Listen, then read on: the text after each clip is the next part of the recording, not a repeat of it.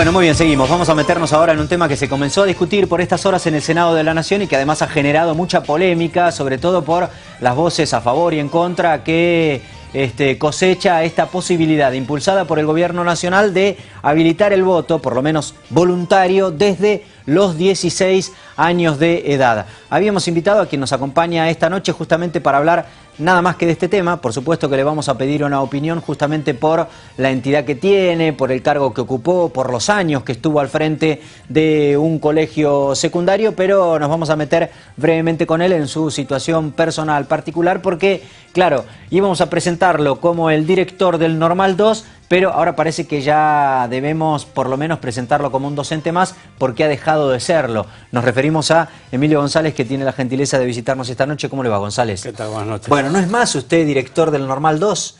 Mire que yo hace mucho tiempo que hago periodismo en La Plata y demás y cada tanto era consulta permanente de los periodistas. Emilio González, el director del Normal 2, por cuestiones que tienen que ver con los adolescentes y demás.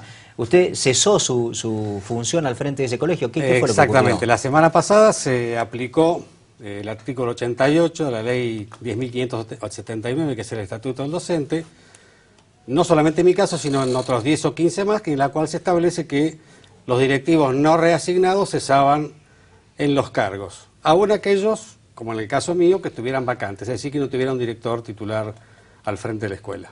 Así que bueno, a partir de ese momento, por esta situación que uno había proyectado ya todo el año, planificado muchas actividades para la escuela y para los alumnos, bueno, me tendría que haber reintegrado a las horas de clase, pero estoy en este momento con licencia médica. Pero dígame, a ver, para entender, ¿usted cuánto hace que era director del Normal 3? 13 años. 13 años. 13 años. Y durante 13 años estuvo bajo qué relación, digamos, de una suplencia. El estatuto establece 3 categorías: suplente, provisional o interino y titular. Yo estaba en el titular durante todos estos 13 años, habiendo sido calificado con 10 en cada uno de esos periodos y habiendo cumplido con todas las obligaciones que tendría un titular también en la modalidad de revista provisional. Pero el estatuto es muy claro y en ese tema ninguno de los sindicatos ha intervenido nunca como para tratar de modificar esta situación que para muchos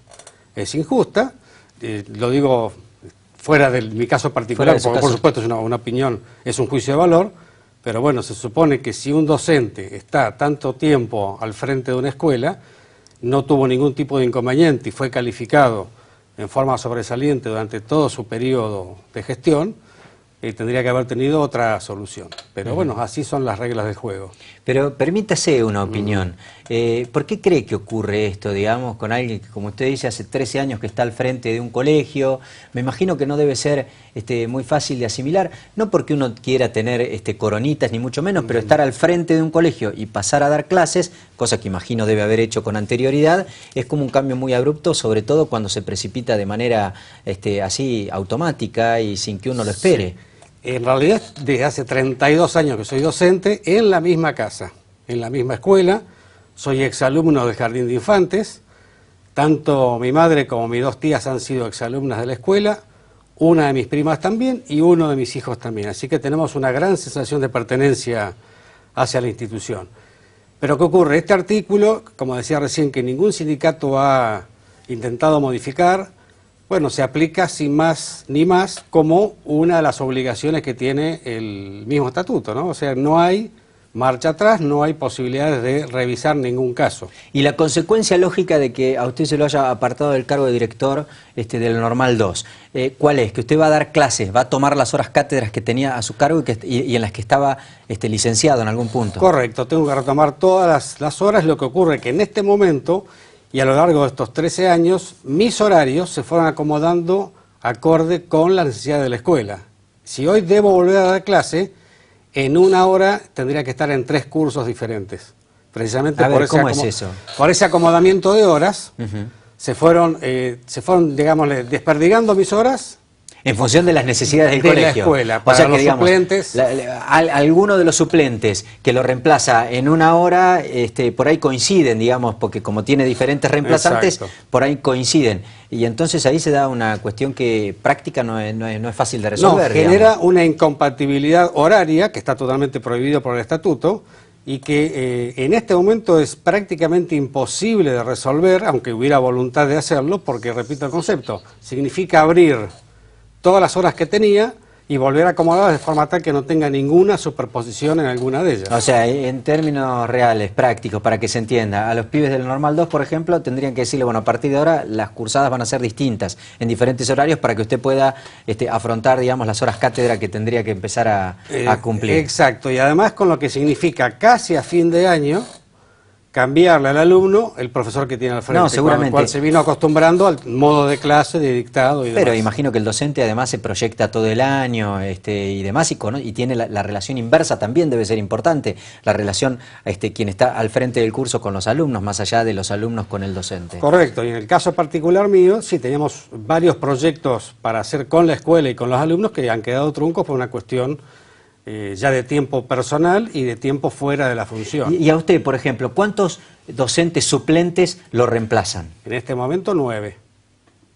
Y si usted asume lo que debe asumir, que es volver a las horas cátedras que están a cargo suyo, esos 9 docentes, supongamos que no existieran este problema de horarios que recién usted nos contaba y demás, esos 9 docentes, por lo menos las horas cátedras suyas las pierden. Las pierden y tendrían que esperar hasta el próximo llamado de cobertura de horas, sin garantías ciertas de que puedan tomar otros cursos. Bueno, entonces yo voy a hacer la conclusión que usted seguramente por decoro y porque es políticamente correcto no la quiero hacer. La verdad es que yo tengo la sensación, en función de lo que se viene hablando desde que asumió la flamante directora general de Cultura y Educación, de que iban a ir por las suplencias, iba a cortar eso que parecía que era el gran problema de la educación en la provincia de Buenos Aires, es que haberlo degradado a usted en algún punto les significa ahorrarse 9 suplencias. En mi caso en particular solamente no, pero se va a generar un cierto ahorro, ¿cierto?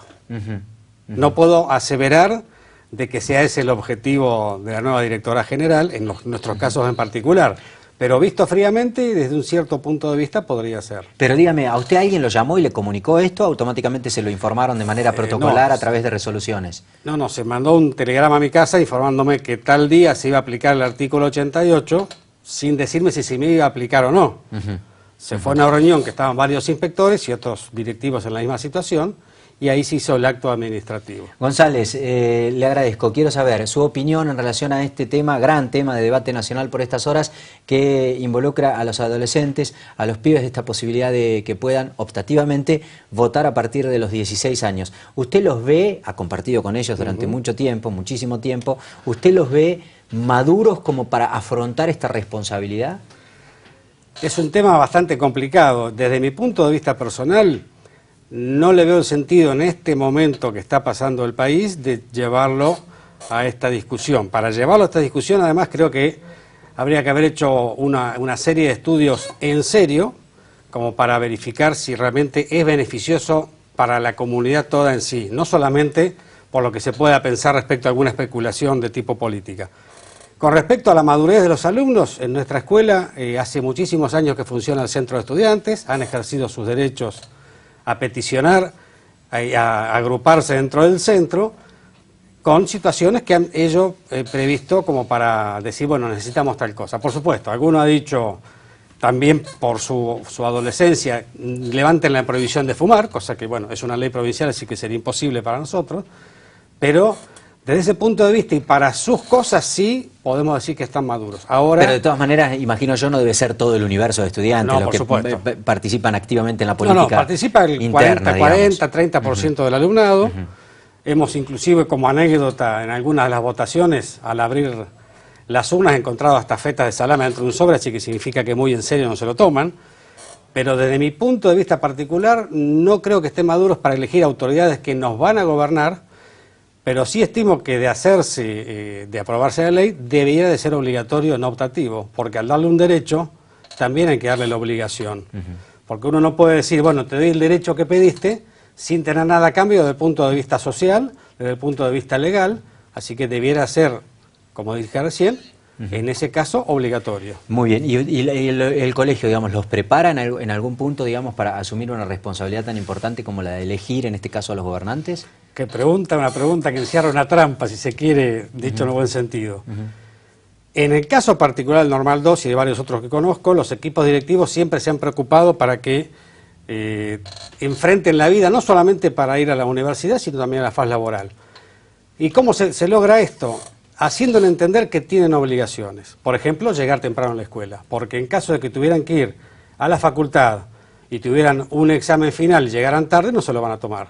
Si debieran de ir a un trabajo y llegaran tarde, durarán muy poco, porque evidentemente la repetición de ese incumplimiento les genera un problema. Como siempre les dijimos nosotros, todos los actos generan consecuencias. Entonces, uno tiene que hacerse responsable y ver qué es lo que ocurre. Por eso decía, le hemos tratado de dar todas las herramientas como para que sean responsables y haciéndoles ver, inclusive con el tema de las sanciones, que la sanción es orientadora y no es represiva.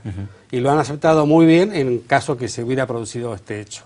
Gracias, González. Al contrario. Emilio González, ex director del Normal 2 de La Plata, por una resolución que tomó legalmente, él lo ha aceptado la Dirección General de Cultura y Educación, ha dejado de ser el director a cargo del Normal 2, cargo que ocupó en los últimos 13 años. Justamente, casualmente o no, cada uno puede sacar sus propias conclusiones.